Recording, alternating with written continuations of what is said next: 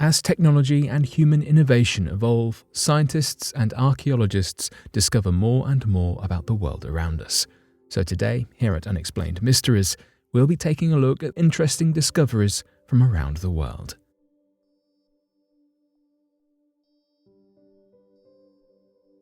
The Rhodope Skull. The main part of the Rhodope mountain range lies in Bulgaria, with around 20% spilling over the border into Greece.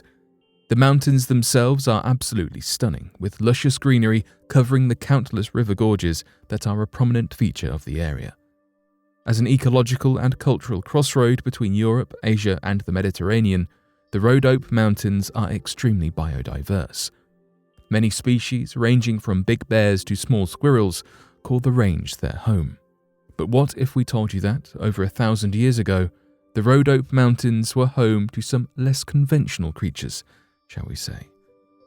In 2001, a man named Roman Genshev came across something truly bizarre whilst hiking in the Rhodope Mountains.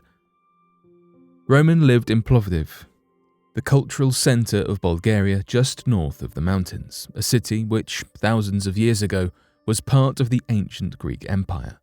But whether the discovery was actually so coincidental is our first mystery. Roman claimed that he had been experiencing extremely vivid dreams for some time prior to his mysterious discovery, and he felt as if somebody had been guiding him towards it. It was like Roman had made a connection with something supernatural. He claimed that the dreams had guided him to a spot where figures in strange silver dresses gathered in the Rhodope Mountains. Lo and behold, upon venturing up there, he found something truly bizarre. Just a little way below the ground's surface, Roman saw something hard and beige-coloured. After clearing away the mud, the object revealed itself. It was a skull, but not just any old skull. The skull that Roman found was truly bizarre. It resembled no known creature and looked severely deformed. The front of the skull was inverted, very flat, and the nose, mouth, and eye sockets looked markedly different to anything that a human or animal would possess. The eyes were large, pointing diagonally upwards. The mouth was thin and short, with 2 cavities either side of it. The nose drew into the mouth, and the top of the skull lent itself to holding a rather large brain. Researchers and archaeologists alike were completely baffled. They had never seen anything like this before, and, in fact, could not even link the skull to any prehistoric beings that may have been fossilized.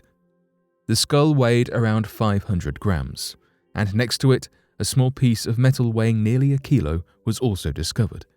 However, after more research and even more bemusement, the project was unofficially called off in 2002.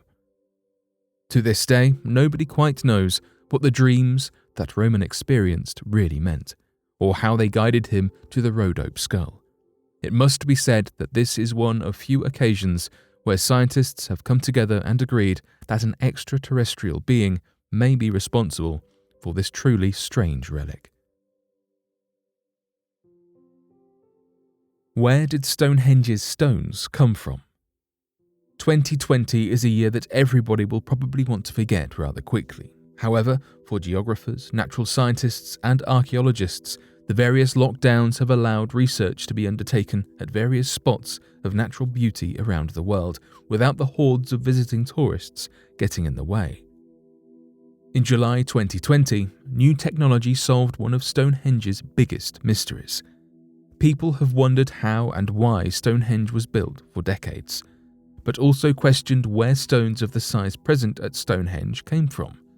The largest stones are known to be Saracen stones, whilst the smaller rocks, scattered on the ground that make up part of the inner ring, are called bluestones. The Saracen stones are so huge that they are nearly the size of a double-decker bus. So, where do you find stones this big? They don't just lie around in forests or in parks, so how did the monument's prehistoric creators come across them? Well, the location is not particularly spectacular. The Saracen stones used at Stonehenge hail from the West Woods in the county of Wiltshire. West Woods is just outside the small town of Marlborough, but 15 miles from Stonehenge itself. The hunter-gatherers of the period that Stonehenge was built some 5,000 years ago, would have had to transport the stones, each one weighing nearly 25 tons, from Westwoods down to Salisbury. Some researchers think that the stones were moved by natural glacier movement, but others believe transportation was a human effort. They could have been transported by water in an early form of barge transport, but it's likely they were simply hauled over the land.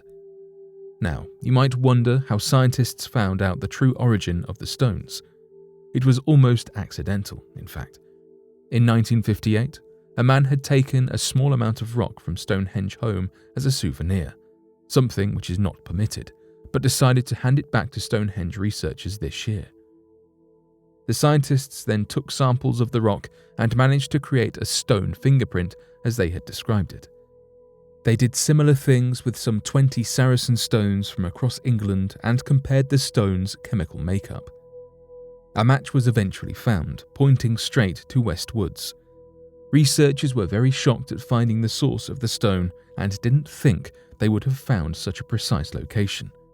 However, this is a 5,000-year-old monument, and mysteries aren't just solved like that.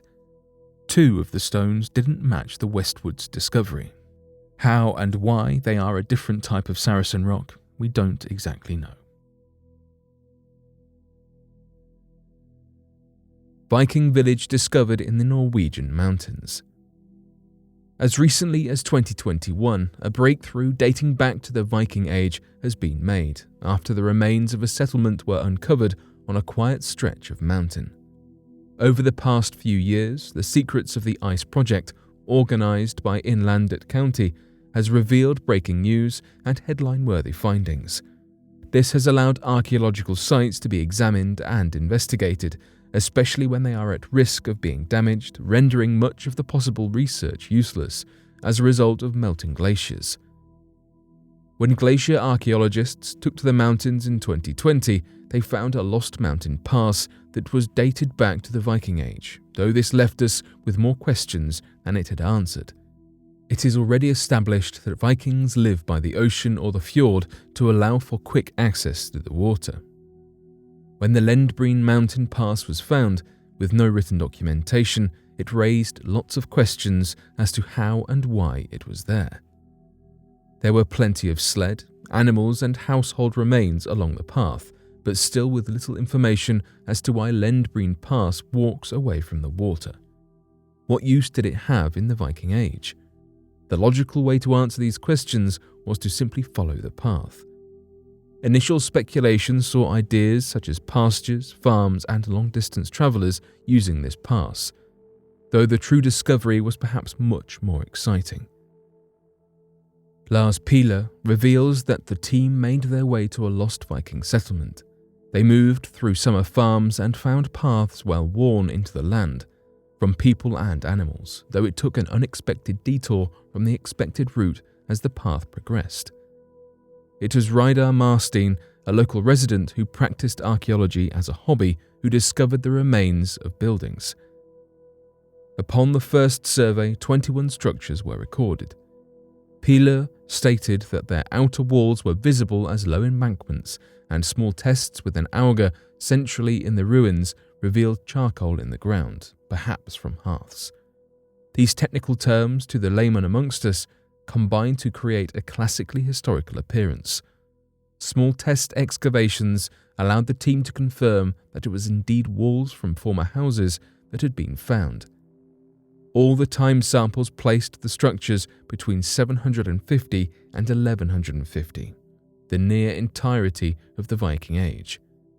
The next step in this exciting research opportunity is to continue to explore the area, looking for more answers to the questions we continue to find, hopefully whilst the glaciers remain intact. The mountains can be home to many discoveries, and you never know what you might find. From human remains to the remains of a village to ancient mysteries we have still not figured out, the mountains continue to hide plenty of secrets. But what do you make of these recent discoveries? Be sure to let us know your thoughts in the comment section below and help us grow this community while working to solve these unexplained mysteries.